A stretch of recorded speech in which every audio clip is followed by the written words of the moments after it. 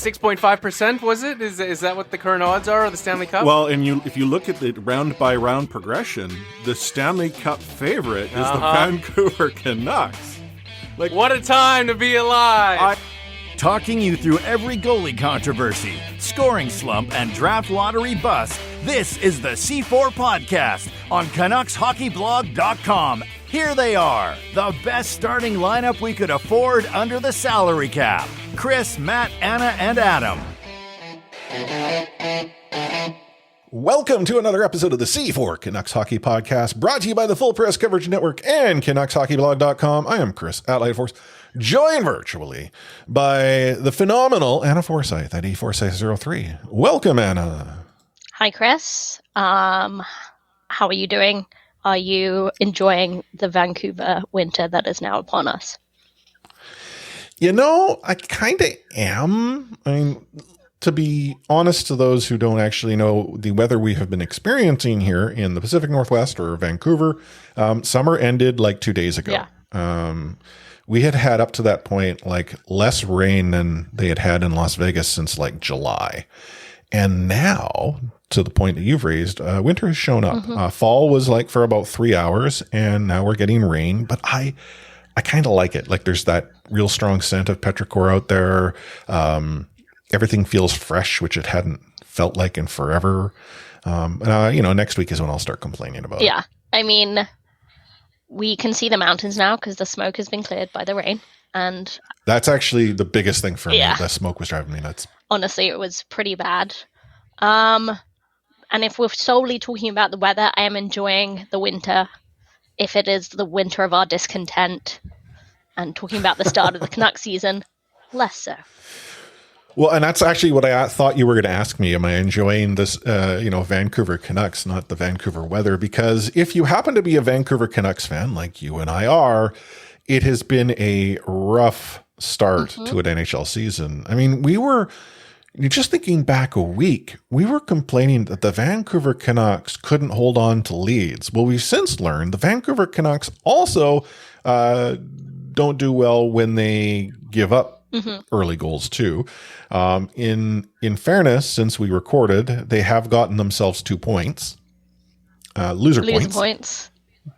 But points. So you obviously can't be too upset that didn't occur. I mean, on the road, would have wished they would have gotten a few more. And then Saturday happened, and that was bleak. Yeah, it was bleak. It was.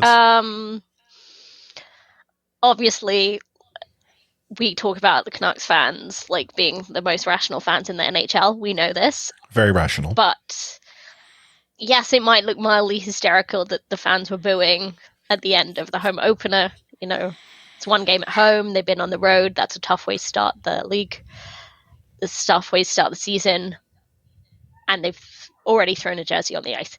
That might look a bit hysterical, but like you really have to put it into perspective of not just this how Canucks have played to start the season, which is poorly, and not just the effort level that we've seen from some of our star players, cough JT Miller, but yeah, also because it worked last time they did it. Yeah, very true. Now, before you and I actually talk about the week that was, as we normally do, and then talk a sort about the week that's coming, and just an asterisk here, the Vancouver Canucks are currently playing a game of ice hockey against the Carolina Hurricanes. It's tied 1-1. We're actually going to go and get a better perspective on just life in general with a phenomenal guest that's joining us shortly. Aaron Volpatti, former Vancouver Canuck, former Washington Capital. He is going to join us to talk a little bit about his professional hockey journey, but not only that, the journey he took to get to professional hockey. If you weren't aware like I was, it wasn't an easy go of it. No. I mean, there's some of you who might say, well, Chris, what do you mean? He's an NCAA prospect. He did very well, got himself a contract. Injury shortened his career. Yeah. There's a lot more to it than that. And yeah, really fascinating story. Yeah, and he's going to talk a little bit about that and the fact that he's got a book coming out today. You're listening, or it might have been yesterday if you're listening a few days later, but as we're recording tomorrow. And if you want to look for it, it is Fighter, Defying the NHL Odds. Aaron's going to talk about it when he joins us in a moment. So it looks like he is here. Let's bring him in. Take hitting out of the game. You can't hit anymore, so don't do it. The unsportsmanlike conduct, I want to get an explanation on it. No kidding. Because how do you get suspended for unsportsmanlike conduct? Plus interference. There's no interference there. He had the puck. Now, Madison never ever did that before. Now, why did he do it? And that because he was mad. Well, your early favorite for the Calder Trophy, that's for sure. Elias Pettersson, you might even say your early favorite for the Hart Trophy. Just to get back to your question, Elias is going to play plenty. He's going to get a lot of power play time. And yeah, I'm concerned about our offense. We lost 200-point players, and we've got to find a way to score. So Anna and I are pleased to be joined by a former Vancouver Canuck, Aaron Volpatti. He's also a former Washington Capital for the few Capitals listeners in our community. Local boy, born and raised in Revelstoke, BC, played his junior hockey here in British Columbia, but he's here to talk to us a little bit about his journey to the NHL, something that I learned a whole lot about. I was not aware. And as well, what you're up to. And in fact, I understand that you've put together a book describing this journey. But welcome, Aaron. Yeah, thanks for having me, guys. Happy to be here. Awesome. I was looking into your journey, and I just conceded I didn't know a whole lot about it. I started following you when you played for the Canucks, and you played the style of hockey that I find I appreciate as a fan. It's that hardworking blue collar style of hockey. I was sad, unfortunately, to see you be claimed on waivers by the Washington Capitals, but what I didn't realize was that your journey wasn't your, dare I say it, sort of, smooth sail through junior hockey into an NHL entry draft. Instead, you went and experienced a few challenges in those early days. Yeah, I think that's putting it lightly for sure. I think, and you know what, that's a big part of why I wrote the book was it was finally time to tell my story. I've always just kept things pretty close to the vest. And to your point, no one besides my family and a few teammates ever really truly knew the whole story. As far as everyone was concerned, I got badly burnt and healed and came back and made the NHL. And that was kind of it. But obviously there was a lot more to it than that. And that was a big part of writing this story finally. And I got to a point, when COVID hit, and I'm like, I can truly change people's lives with this story, and inspire people. So that was a big motivating factor. And for me, it was about opening up and being vulnerable, which wasn't always easy for me to do. So, I lay it all out there for sure now. So, yeah. Before we get to that huge, challenge, the one big challenge of that very serious burn injury, I'm curious to sort of know, when you started out in junior, what kind of player were you? What kind of teammate were you? And were you kind of thinking, right, like, I'm on the start of this journey, the end goal being professional hockey, or were you just sort of enjoying your game? Yeah, I like to think I was a good teammate, to your question. Yeah. I think you throw the term around, glue guy or a role player. I mean, I've always been that my whole life. So what you saw on the Canucks, that's who I was, and that's who I had to be in order to not just make professional hockey. Like, we're talking about, like, I snuck into junior A that way. And that's another big part of my story was I really truly was a long shot to make it, to any professional ranks aside from this whole burn injury.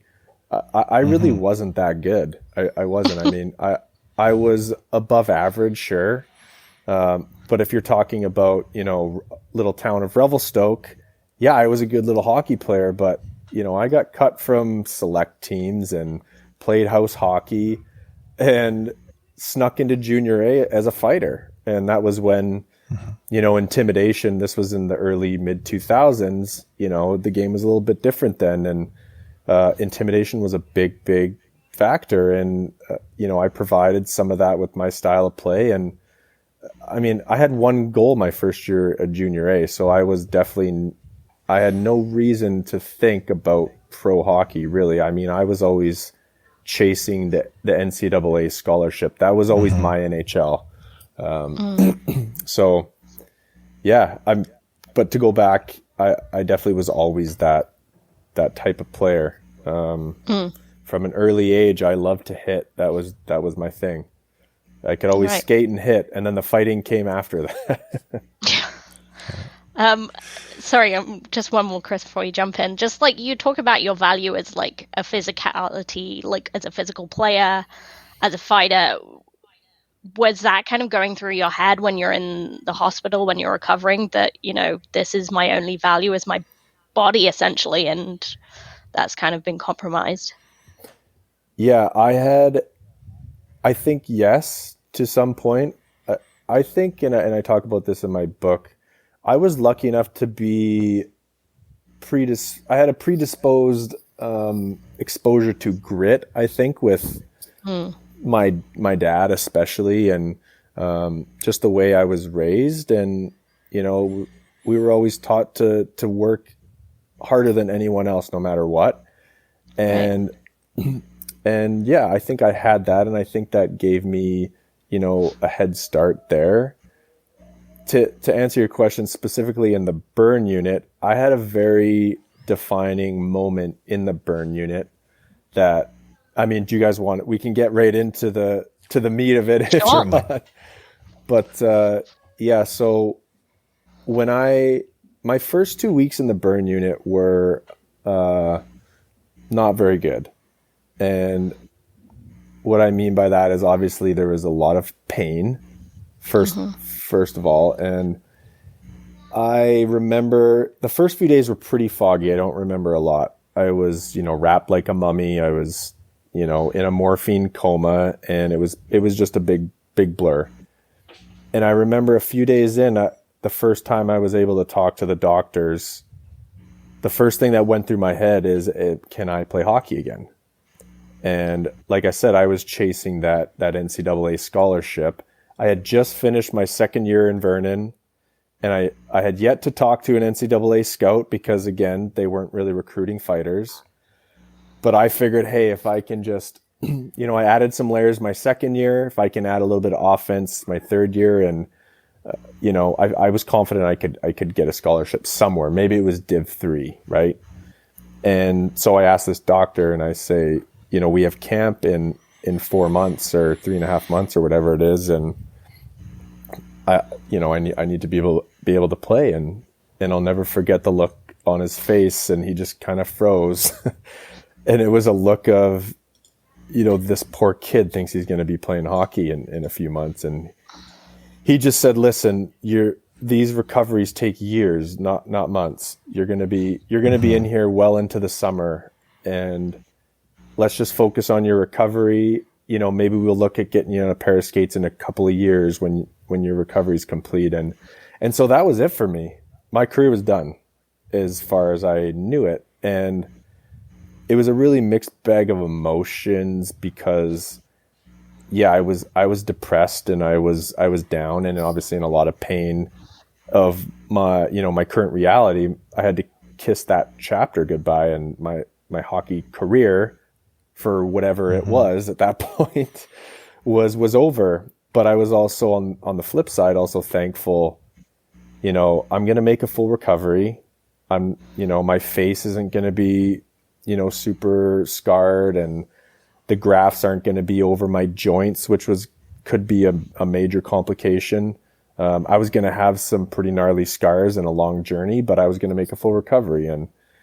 And so that was my first 2 weeks, was trying to battle this these conflicting thoughts, right? I'm thankful, but I'm also pissed off and depressed at what I've done, you know, and all that. So where it all changed, and this is really when, I really think that this whole journey really started, was not just the burn incident, but again, this event 2 weeks into the burn unit. And I got a call from my coach in Vernon, and he said, you know, how you doing? And I said, well, I've been better, but hanging in there kind of thing. And he said, listen, I just got off the phone. I was talking with the assistant coach from Brown University. They're looking for a type of player. And his exact words were, the coach told me we need a guy to put the fear of God in the defenseman of the Ivy League. And my coach said, I have the perfect guy for you. There's one small problem. He's, you know, burnt himself to a crisp and he's laid up in the burn unit.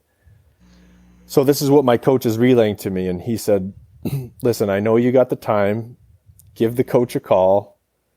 And they just want to talk to you. So I just thought, you know, what's the point? But I got my parents to take down the number. You got to remember, I'm wrapped like a mummy. I can't move. Mm-hmm. And so my parents dialed the number, put the phone to my ear, and I talked to Danny Brooks, this assistant coach at Brown at the time. And yeah, it was left really open-ended. He just said, you know, we're sorry to hear what happened. We wish you the best in recovery. And, you know, maybe we could see a play one day down the road, you know, both knowing that that wasn't an option at this point. And it was left like that. And I hung up the phone, and that's where my life really changed. And I remember I just started thinking, I got emotional because I'm like, man, I've worked my whole life to get an opportunity to talk to one of these scouts, you know, and here I am, and look where I am. And I just remember I started asking, you know, okay, why can't I play? And there was a big long list. Trust me, you know, infection was probably the biggest risk with burns. The skin grafts were going to be very limiting, very painful, and they're just slow healing by nature. I was going to be in a full bodysuit for 2 years. I couldn't sweat from those large grafted areas, which, you know, could have complications down the road with activity. And so the list went on and on and on and on. And, you know, I made a choice that I just said, those aren't good enough reasons for me. If you're telling me it's going to hurt, it can't be worse than what I've experienced for these last 2 weeks. If I get an infection, I'll deal with it when the time comes. And I really was at that point willing to die before giving up. And I made a choice, and that's when my life, it honestly changed. That's when I got exposed to the visualization practice that I teach now and that I did throughout my career, and just I flipped my mindset, and everything changed. Yeah. You know, and I buried the lead earlier on, and simply because I wasn't entirely sure as to how much you wanted to share with us on the show. I know much of it's in the book, but just for our listeners, I mean, from what I understand, you had like 40% secondary and third degree burns, you know, across your body. And that's a significant number, you know, all things considered. Now, I was trying to put together the timing of this in my head, and correct me if I'm wrong here, but the burn occurred in what looks to be the spring of 2005. April, yeah. By the fall you were at Brown? No, that was the next year. Am I misunderstanding? Okay, the next year. So because I was trying to sort of follow along, and I thought, wow, I mean, months. That's phenomenal. Way to go. Oh, yeah, it was a much longer road than that. Yeah. Yeah, but still, the fact that remains, you were able to go in and do what you were being told was going to be at best in years back on skates. You know, you talked about infection, and I did not grow up playing hockey. I'm one of the few Canadians out there that didn't. Soccer was my sport, because out here in Vancouver, it's a whole lot easier to find green grass in the winter than it was to get time on the ice. But hockey doesn't seem to me to be the type of sport that is conducive to avoiding infection, right? With the gear and what have you. Yes. how honestly did you approach that? Like, were you wearing like a bodysuit or some form of, lycra or what have you to help? Yeah. So I wore a bodysuit from basically my nipples to my knees for 2 full years, 24 hours a day. That was to help with scarring. And it was actually amazing that the only time I took it off was to shower. And in those 5-10 minutes, my scars would, I'm not kidding you, raise about half an inch, and they would become rock hard in 5 or 10 minutes. Oh, wow. So if you don't wear this, it's like Under Armour times 100. It's like super, super tight, and it just compresses that scar tissue. So I wore that for 2 years, and then I had, it was really the second degree areas of the burns that took forever to close. They just they wouldn't close. The skin grafts, that's part of the reason you need that, is because it I don't want to say cures it right away, but if there's fresh skin there, that area, assuming the graft takes okay and you do your physio and the rehab and all that stuff, the healing process is escalated. But the second degree burns, I couldn't win with them. I had to cover them because we're under the hockey gear, so I can't just leave them open because that's just irresponsible. I guess I'm one to talk about irresponsible now that we're talking about burning yourself. But so I'm keeping these covered, and you got to remember, I went into the grafting surgery 40% second, third degree burns.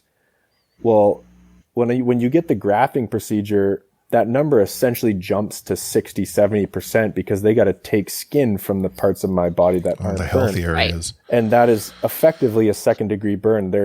They use it's a glorified cheese slicer or dermatome, and they skin you. They take your skin.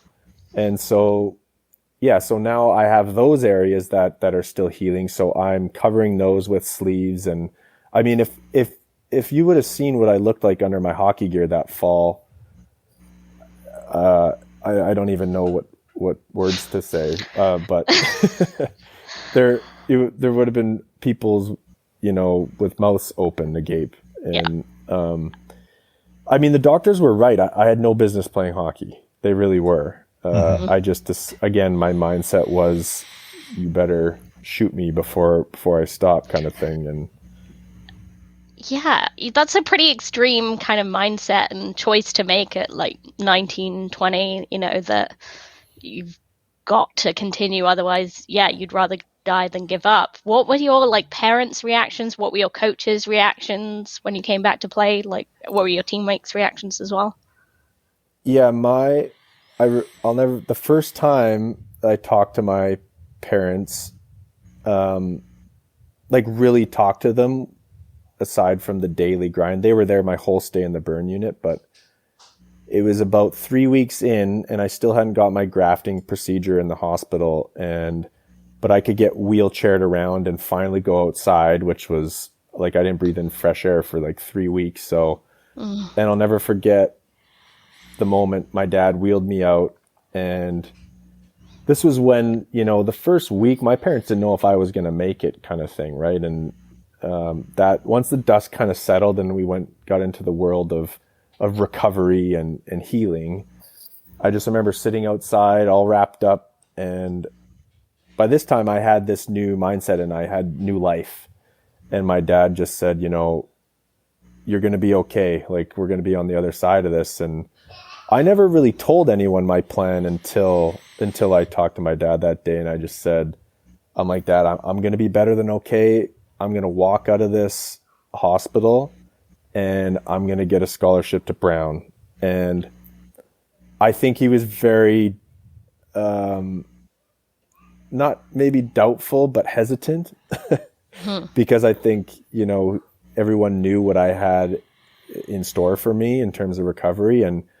But he bit his tongue and I have to give my parents, a ton of credit for how they raised me. And he just said, well, you go get it then and don't call us until you're at your dorm room from Brown. But I knew that he was thinking something else. Mm. And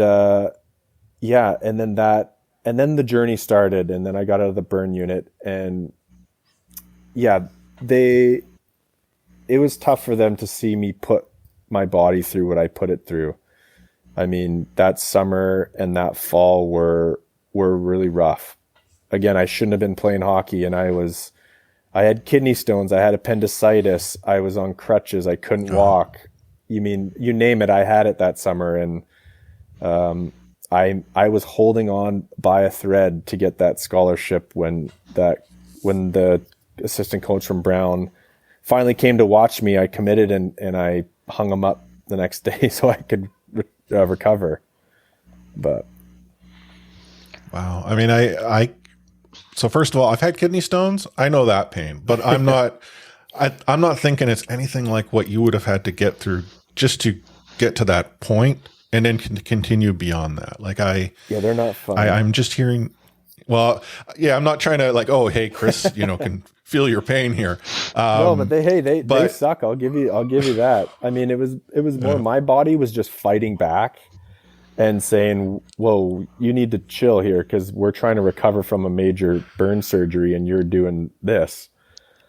So that was the first sort of domino to fall. And then I had the appendectomy 10 days before camp, and they actually had to cut through my skin graft to get it because I had a whole fresh skin graft on my right side. Right. And that's a whole other story that, well, but hearing you describe all of these sort of, I mean, these would be showstoppers, I think, to most people. I mean, if the burn itself wasn't an appendectomy, that close to training camp, like the fact that you were able to go and persevere and fight through all of this is, I think, a testament to your journey. But I think it reinforces how you were able to put into play the visualization and sort of that drive, that inner drive you had. Yeah. It honestly, I would have never, ever made the NHL without this burn experience. There's absolutely no way. And, it's just so crazy to look back and other events in my life too. Every piece of adversity has actually been like this amazing gift. And I didn't know it at the time. And most of us don't know that. Right. But yeah, it truly gave me a superpower. It really did. And, I went to Brown, and again, I had made it. That was my NHL. But unfortunately at the time, I'm jumping ahead now, but when I got to Brown, that was it for me. And I didn't have the wherewithal to think like, man, what else could I do if I did that? But my perspective on life had also changed. And, when you go through something like that, and I honestly I just really focused on having fun, and I had made it, and I worked my ass off. Don't get me wrong. I was in the best shape on the team, but again, I just enjoyed being a student athlete and enjoyed the U.S. college experience and had a good time. And that was it. And I didn't have the wherewithal to think like, what else could I do, until later. Yeah. Mm-hmm. So yeah, how did that sort of come about then? You're not really thinking of a life beyond Brown, not a life in hockey anyway, like the sort of Moose contract, and did that just come out of nowhere, or how did that come about? Yeah, this was my, and I've said I've had very, defining moments or forks in the road, I like to say, right? That call in the burn unit was the first one. And then, after my third year at Brown, again, I had went back to that role. And I mean, you couldn't fight in college, but I was, I don't even think I knew where the puck was my first couple of years. I was just playing that role and punishing the defenseman of the Ivy League that's what they had signed me for. Right. And so I made a name for myself and stuck on the team. And like I said, had a bunch of fun. And after my junior year, my third year, the assistant coach pulled me aside and he said, "Hey, you ever thought about playing pro hockey?" And so I'm 24 at this point.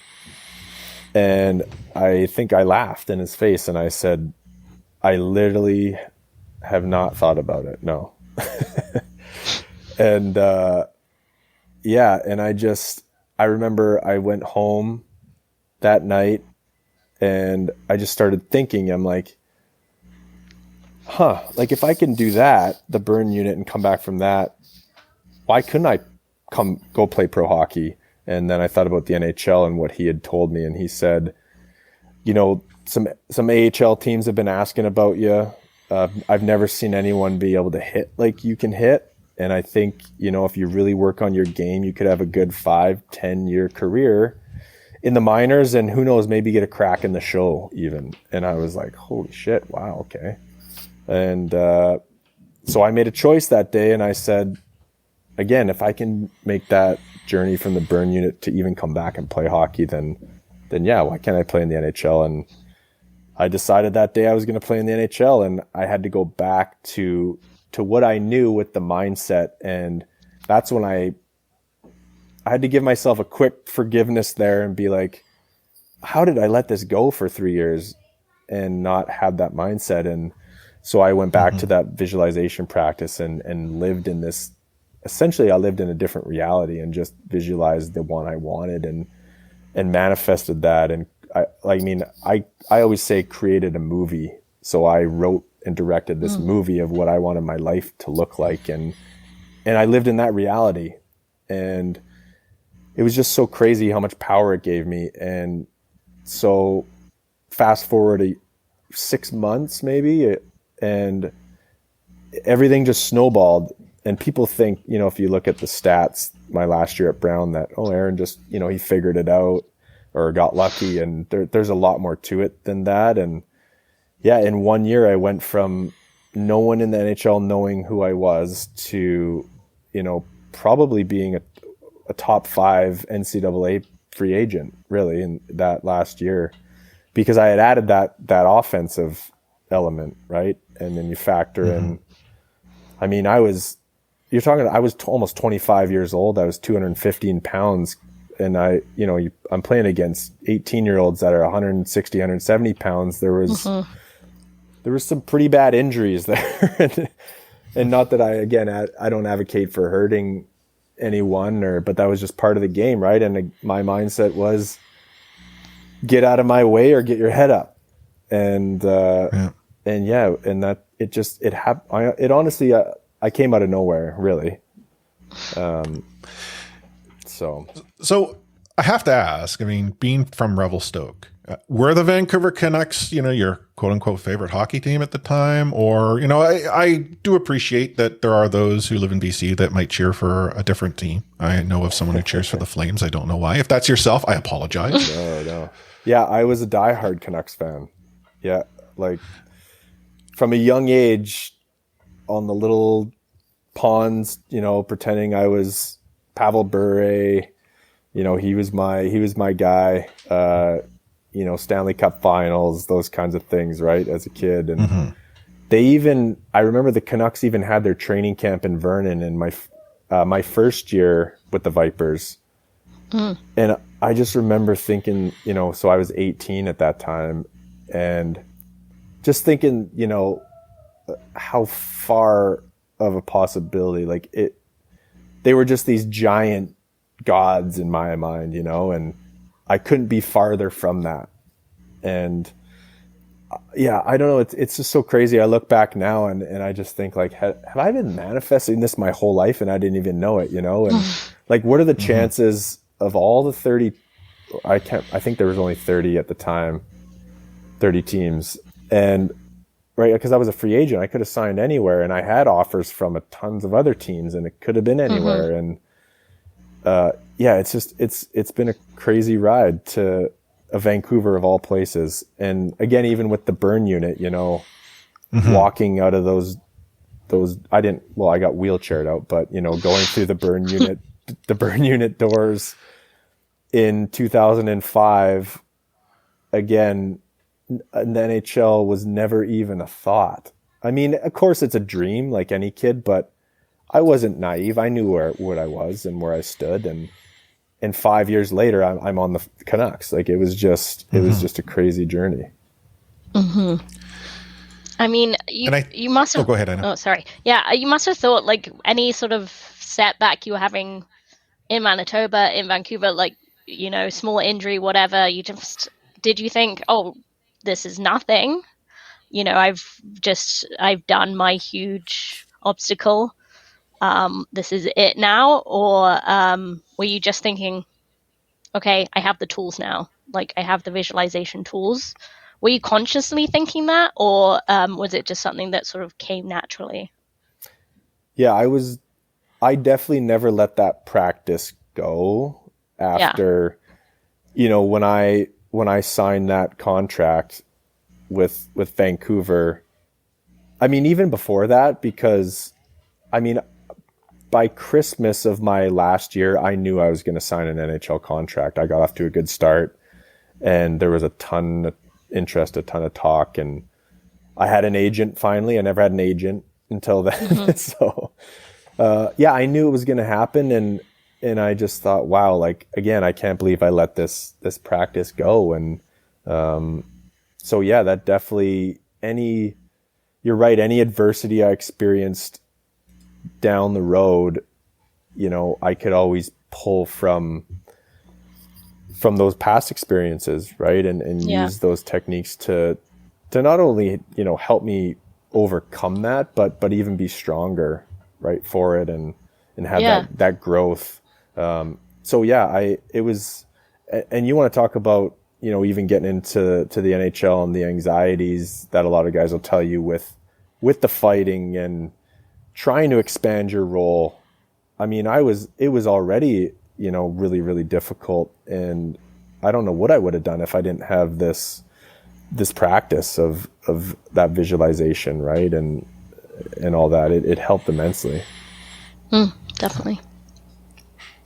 So I'd be remiss if I did sort of bring up that the Vancouver Canucks are experiencing their own type of adversity right now. They've gotten off to a difficult start to an NHL season. And, you know, being that you're probably in a good position to help those who might be experiencing adversity, you know, get out of it. If you were brought back by the team and put in that dressing room, like, what would you tell those players? Like, what advice might you give? Yeah, good question. Again, I think I would go back to, you might not realize it right now when you're in the shit, or it feels like you're at rock bottom, but this is a massive, massive opportunity. And again, you might not realize that, and it might not seem like it, but if you can, you know, reframe that and use it and fuel it. I mean, I teach now, like, write your comeback story, right? Mm-hmm. And because, you know, what makes a good movie, say, right? It's a comeback story. It's the underdog. And so relish that and live in that reality and visualize it, right? And you'd be surprised at the change in, you know, attitude, performance, confidence, all these things. Maybe not tomorrow or in a week, but, you know, you do that every day for a long period of time. Then everyone starts pulling the same rope. And I think, again, when you can overcome and dig yourself out of those, there's a lot of power behind that. So yeah. I would just hit that message home, you know, that not in a way, like, be thankful for the opportunity. And I trust me, none of us are going to say that the Canucks are thankful for where they are right now. Right. But guess what? That's where you are.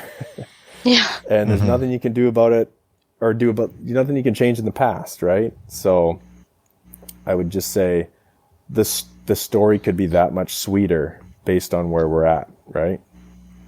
So. Yeah. Very well said. One final question, just sort of before we come back to the book here. I mean, obviously, your career was, to some, cut short due to injury. Others would suggest that, based on your journey, it was a phenomenal one. But you have written a book, Fighter: Defying the NHL Odds. What's next beyond that? Beyond the book? Yeah. Yeah. I mean, I have 3 visions right now. And so the book obviously being one. And again, my aim is to inspire people, and especially people going through adversity and, having techniques that can really help with that. The other is the coaching business that I do now. And really, I want to expose as many people as I can to visualization, and especially this cinematic visualization that I teach with, again, what do you want the movie of your life to look like? You get to direct that. You get to, and I always say you can't predict the future, but you can greatly influence the future. Right. And so that's really what I try to teach, and what, I tell all my clients. And the other side is the speaking, and just, working with other teams and businesses and different communities. Right. And again, really just exposing people to the power of the mind. And these different avenues allow me to do that. So yeah, that's really where I see this going, and really just changing people's lives through all these different, avenues, the book and the coaching and the speaking. Right. So yeah, I love that. Honestly, I think a lot of people will just take a huge amount from your story, and maybe they won't relate to the specifics of being in a burn unit with 40% burns on their body and making it to the NHL, but the techniques you've kind of used to overcome adversity and the courage you've shown, I think, is a really universal story. Before we let you go, we'd love to hear, first of all, when the book's coming out and when we might hear about it some more. Yeah, so this is actually great timing because the release date is tomorrow. Or I guess when this goes live, it'll be today. Yeah, it'll be today. So the 25th today is the official launch stage. So you can get the book on Amazon, on my website, aaronvolpatti.com. And I should say there's a fundraising initiative for the Burn Fund behind the profits of the book. So for the first 54 days, which was my number in Vancouver, 40% of the profits go to the Burn Fund. So yeah, I mean, that was another big part of the why behind the book, because I wanted to give back to the Burn Fund. And, because it's such a traumatic time for not only the burn patients, but the families too, right? And the Burn Fund is a place not only for patients, but for families to go. And have a place to stay, have a place where they can have a good meal, and all these things. Yeah. And so that was a big why behind it. So again, for the first 54 days, that's the initiative. I am going to have different events around North America here for the first month for sure here. We're actually in Vancouver on November 17th and 18th, and I'll announce a lot of the details. I mean, you can find it on my website, the details for that as well. But the 17th is a alumni luncheon that's open to the public, and I'll be doing book signing there. And then we'll be at Community Corner at the Canucks versus the Kings on the 18th as well. So for all the local people that want to get a book and have it signed, and that's where we'll be and support a good cause. So. Awesome. And again, the book is Fighter, Defying the NHL Odds. As Aaron mentioned, you can go to his website, aaronvolpatti.com. We'll have a link in our show notes for those of you who are frantically trying to write that down.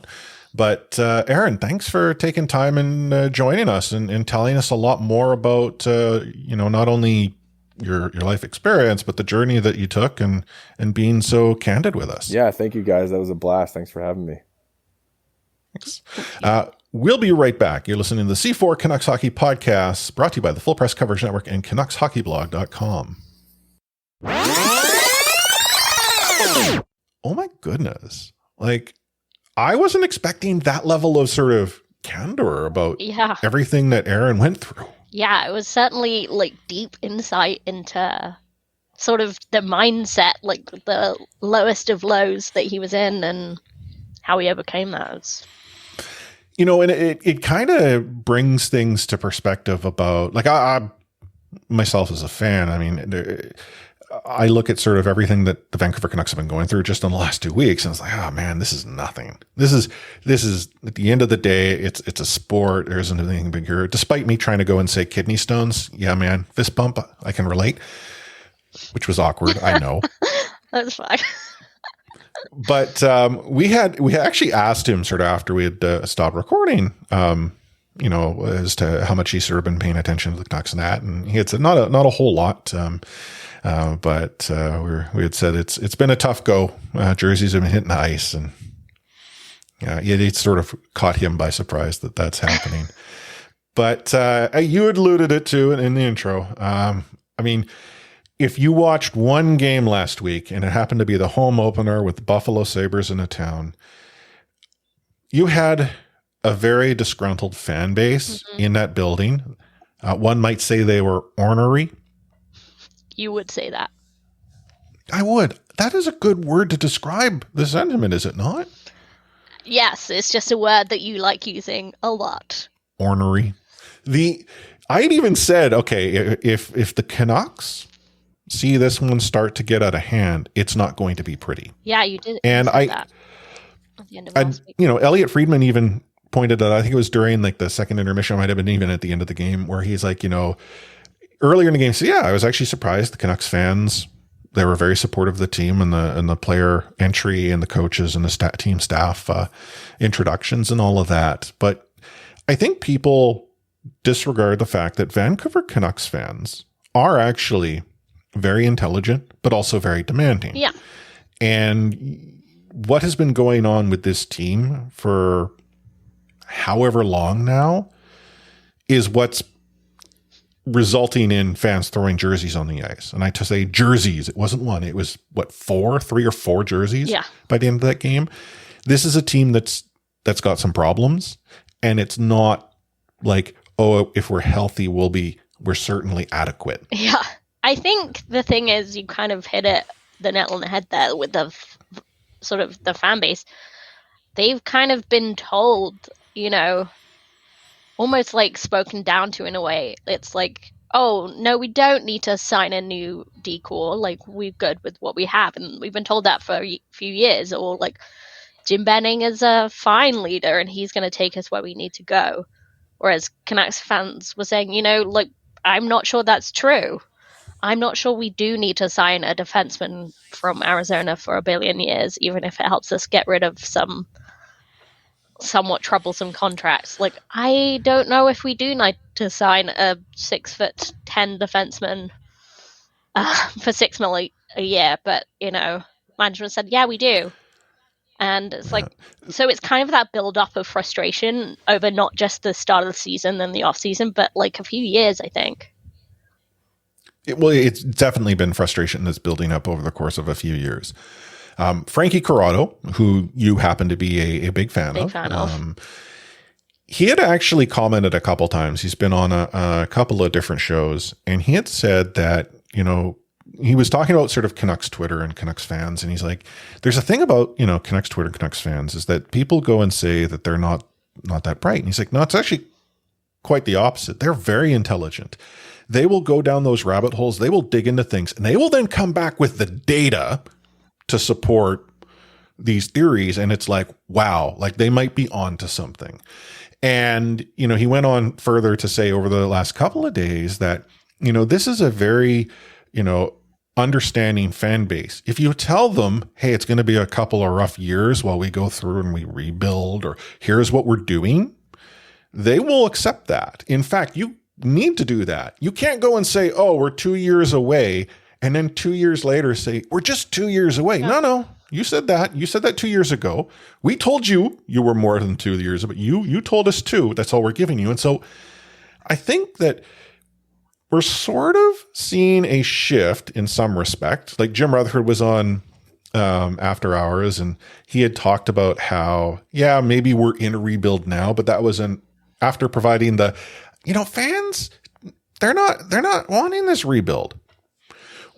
I don't know. I think people have been on all sides of the spectrum saying at some point the Vancouver Canucks needed to rebuild. There's some that say the rebuild happened, that's why we have this young core. And there's others that said, yeah, cool, you started it, and then you went, I mean, not the current management group, but went and did something crazy like, oh, hey, let's get 3 bad contracts off the books by bringing in one that's going to go and anchor us for, the end of time. Like it would be akin to going and getting a high interest loan. Yeah.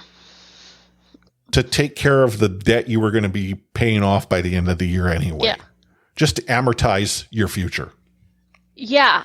I think that's the thing. You can say that the Canucks fans don't want to rebuild now, and maybe some of them don't, but that's because they wanted a rebuild 5 years ago, and Canucks just refused to do it. I just keep thinking over the last few months about where we would be if we listened to Trevor Linden. Well, so I'm trying to think if it was Drance that was on with Sakaris and Price or someone who it was said that everyone in a leadership position that has ever said the word rebuild with this particular ownership group has found themselves out of a job soon thereafter. Gillis mentioned rebuild. He was done. Mm-hmm. He was given Tortorella. That didn't work out. Tortorella said this core is stale. It needs to be blown up. Gillis said, we need to rebuild. Gone. They bring in Benning and Linden. A few years later, Linden comes to the idea, no, I've been talking to other executives. I've been talking to other teams. We need to do a rebuild. One thing led to another, and an amicable split took place. Mm-hmm. And Jim Benning got put in place. Now, Jim never said rebuild, but... no, he said one day at a time. Yes. Whatever you want, Mr. Aquilini. So okay, he broke the streak, but it's interesting because, Rutherford did come around to it. He's like, we might be in a rebuild right now. Mm-hmm. Because if this team is the way it is, and it's not a symptom of injuries, it's not a symptom of bad puck luck, it is a symptom of just not being a good team, what fixes them? They've got cap troubles, so that you can't buy yourself out of this problem. Mm-hmm. Can you draft yourself out of the trouble? Well, you've not been managing the draft picks, but if you're going to go and do that, I don't know who it is you bring in one draft pick that suddenly changes this team and the dynamic, right? There's so many things that are wrong. And if you want maybe 10 seconds of what ails this team, I think it was the second intermission when Luke Shen was giving it to JT mm-hmm. Miller and Connor Garland had to come in between them as they were skating off the ice. Yeah. JT Miller, the guy who is your quote unquote leader, has just signed an extension until the end of time and he got paid. Good for him. Is already being called out by one of the veterans on your team. Not a good look. And then today, he's like, I don't care what the fans do. Yeah. They can do whatever the hell they want. I've got business. Okay, I get that. I actually don't have an issue with him saying what he said. Yeah, neither do I. But that's not what a leader goes and says. I mean, so I actually, as you say, I don't think it's that big a deal that JT Miller is saying, honestly, I don't think we can concentrate on that. We've got to concentrate on our own stuff. Fans will act how they want to act. But the difference between how JT Miller talks about this and talks about, as if the team and the fans are a completely separate entity. When he was talking on Saturday night saying, it's none of your business what happened on the ice. And it's well, it happened in front of everyone during a game that was televised and in front of players. It's not like we observed something down a dark hallway peering around the corner. It happened on a national broadcast. Yeah, and it wasn't a practice even. It was during the game that people have paid, a lot to see. I don't believe you can treat players like garbage just because, you pay to watch them. But I also believe that fans deserve respect and, some kind of answer. If I were to have given him advice, I would have answered by saying, you could have gone with the difference of opinion. It could have been, I told him that he puts the toilet paper on the wrong way. Give us such a facetious, silly answer to get the laugh. I just think it's so easy to say, look, we care so much, frustrations boil over, we're fine now. Yeah. Like, you're right. There was 100 different ways he could have gone about it differently. The none of your business, though, is unfortunate because we're not the ones who tried to make it our business. It was provided to us front and center. Yeah, and it's just because like JT Miller is not just the quote, right? It's like his lack of effort sometimes. He kind of, although he has a lot of passion, sometimes it kind of comes across as lack of respect for fans sometimes. Yeah. And you know what? I'm not going to tell a player whether they have to respect a fan or not. Like, let's be honest. That's their business. But I have been a Vancouver Canuck fan for a long time. And there's probably those who listen who've been fans longer than I have. I can never recall a time where Canucks fans booed a player on their own team. Ever. I've heard fans boo their team. Mm-hmm. In fact, I'll admit to have been one of those fans back in my youth. But Vancouver Canucks fans on Saturday, near the end of the game, were booing JT Miller every time he touched the puck. Like, that's normally reserved for the Brad Marchands of the world, where fans will boo when he touches the puck to express their displeasure. I have never seen that happen to an individual member of the home team. And I think that tells you as well that the Vancouver Canucks fans currently view him as being part of the problem. Now, his contract might be it, and that's not his fault for signing a deal put in front of him, a really good deal, a deal that he was entitled to. Yeah. But it's indicative of everything else that Vancouver Canucks fans are intelligent enough to know is a problem with this team. And you can't build around JT. Yeah, I'll just say one last thing really on JT is that I think what I found frustrating about conversations, I'm not trying to subtweet here but like, you know, I heard it was a Canucks conversation, but it's not just them. There's lots of people talking on Twitter about like maybe Bo isn't the right leader for this team. And what I found frustrating about that is like you heard Bo say today, like he's not stopped thinking about his jersey being thrown on the ice because he's so like from last season. Yeah, because he's so upset about it. And I just think captain material isn't the best player on the team. It just has nothing to do with that. Like you can say that Bo doesn't fit into this team as a player, and that on the trade block, I think that would be going a bit far. But like he's not untradeable. But he is a leader. He's front I think up. you know, Aaron had brought up how one of his favorite players growing up was Pavel Bure. Mm-hmm. Pavel Bure was a phenomenal player, probably one of the best Canucks. Yes. During the era that he was on, he was not captain material. No, not in the slightest. You don't throw a C on Pavel's jersey. Even in the latter part of his career, you don't throw a C on Pavel's jersey, and that's perfectly fine. Like I genuinely wonder when someone says JT Miller should be the captain. Really?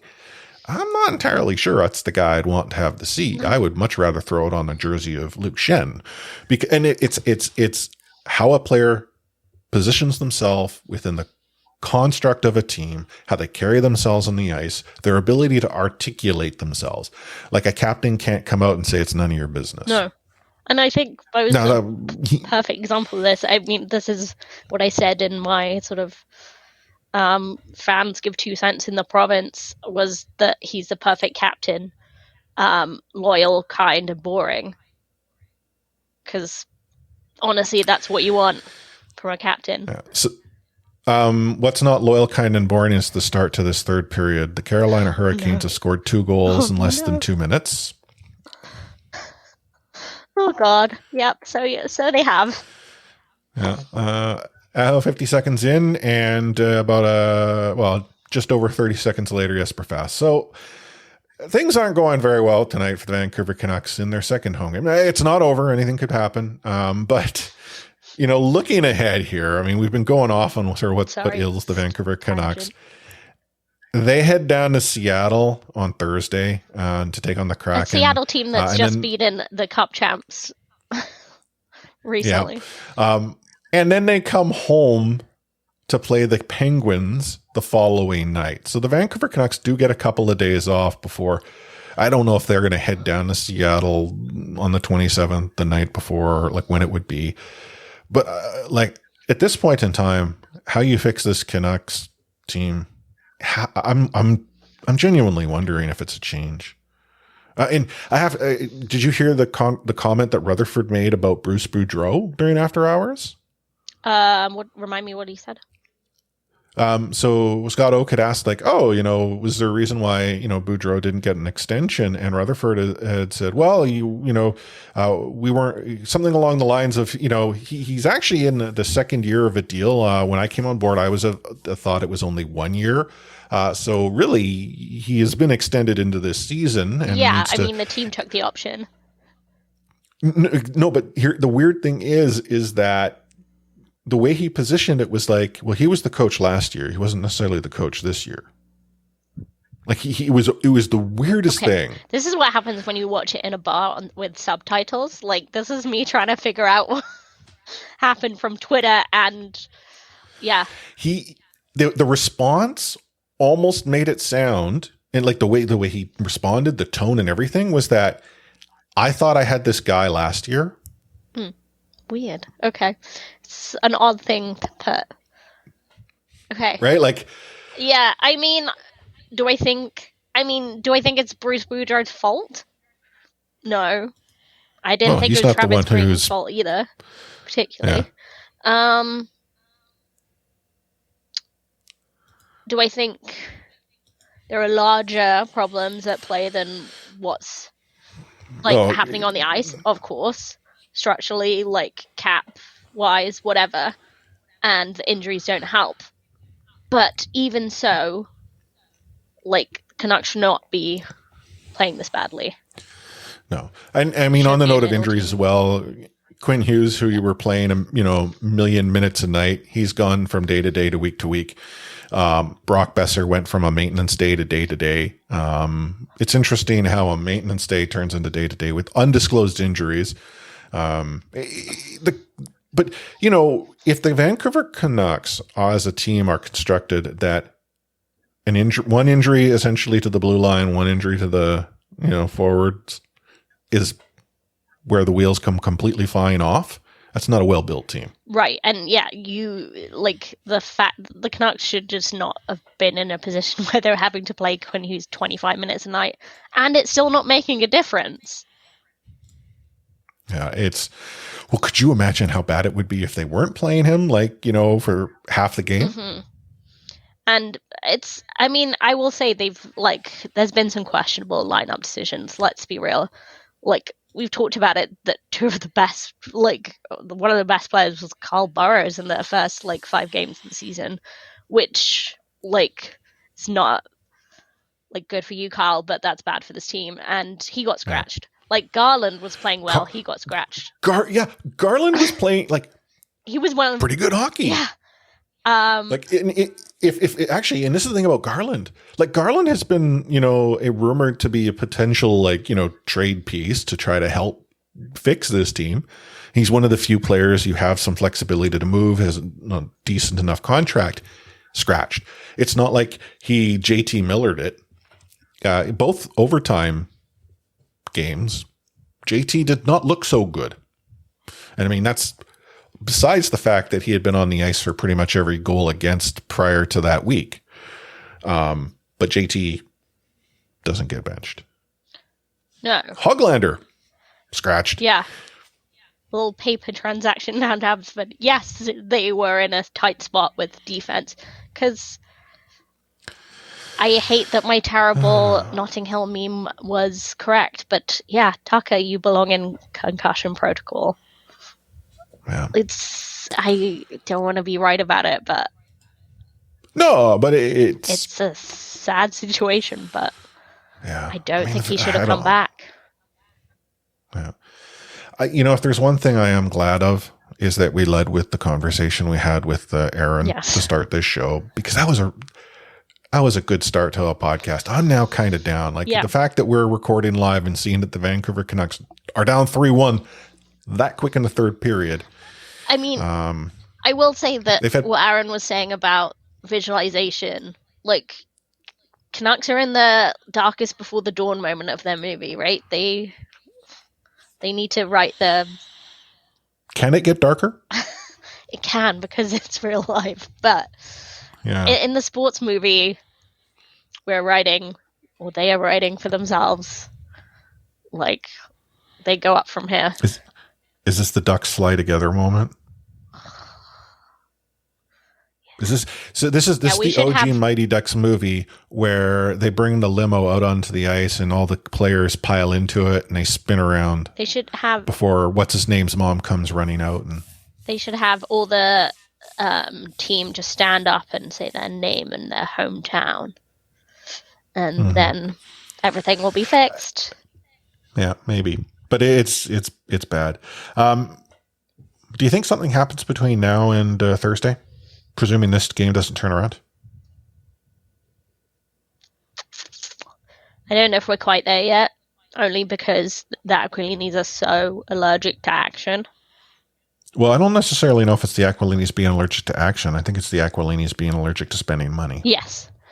And they are already currently paying 2 coaches.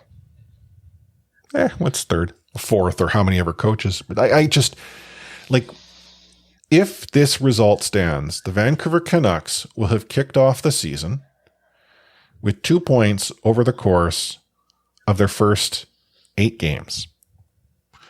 And in a season that is just over 80 games in length, that's 10% of your 10% schedule of the done. season gone, and they've earned two loser points. Right? Like, you can't wait long. The Vancouver Canucks are notorious for slow starts. They've never been this slow. This is the worst start, I think, in the team history. The fact that, I mean, they were setting records about no team has like had the lead and lost this many games in a row. And yeah. Did they have the lead tonight? No, they were down 1-0 before they tied at 1-1. So, okay. Yeah, they haven't had the lead yet. Yeah, I will say that we didn't expect them to be this bad. You can take this game in isolation and say Canucks are down one of their best players and their top minute defenseman. They have a few injuries, and for Carolina week to week and day to day. Good team. All of this is true. But what about the other 7 games? So this is the thing, is if, let's say, actually, I'll use this. Let's say Quinn Hughes, when he comes back to team, they're better. Yeah. If he's week to week, I think it's safe to presume we don't see him for 2 more games. So 10% of the season will have occurred. Mm-hmm. No Quinn Hughes. They may not win. We get into November here. If he does come back in time to see his brother come to town, okay, they start turning things around. Brother. In November. But you have like Brock day to day, like it's injuries. Yeah, this is a team that is certainly adequate when healthy. They have not been healthy, and they are certainly inadequate when injured. Yeah. I mean, man, we kind of have facetiously thrown out the lotto line thing, but let's be real. JT Miller looked better tonight when he wasn't playing at center. So the lotto line might be the answer once Brock is healthy. Yeah. Anyhow, I mean, we are still the C4 Canucks hockey playoff podcast because, gosh darn it, that's all this team was built for. I mean, I'm all for, if Rutherford says we're blowing this bad boy up, full on rebuild, fine. I'll buy into it. Yeah. It's been, I wish I was buying into it 10 years ago. Yeah. But I'll buy into it now. Oh, man. How about them Canucks? Anyhow, we are at the end of a slightly longer show, and one that's kind of mixed up. If you were, thinking back to the start of the show, we went into half full, half empty, whereas we would normally kick things off with rewind. But Aaron joined us. We had to work around timing and all that, and it just made a whole lot more sense to get him on earlier and what have you. But hopefully, you do give his book a read. Again, it's Fighter, Define the NHL Odds. You can find it at aaronvolpatti.com. Again, link in the show notes. It's available as of October 25th, which is should be today. Today, when you're listening, or later. And as he had mentioned, for the next 54 days, 40% of the profits are going directly to the Burn Fund Center here in Vancouver, which is a pretty cool gesture. Mm-hmm. So, I'm going to pick up the book, and I think you're going to pick up the book. It'd be pretty cool. learn more about that. And I was actually thinking if we, more players write books or what have you, we could have like a C4 book club where we can almost I love that. Introduce someone, have a book, read it together as a community, come back and and have productive times and conversations on the show, because hot damn, the team ain't making it easy for us. And where would we have those conversations online, Chris? I bet you we would have them on C4 Discord, which you can get and join by going to discord.io/C4 podcast. While we don't have a book club channel, we do have a channel for the Canucks in Gate 16, as well as Seattle Kraken in Pike Place.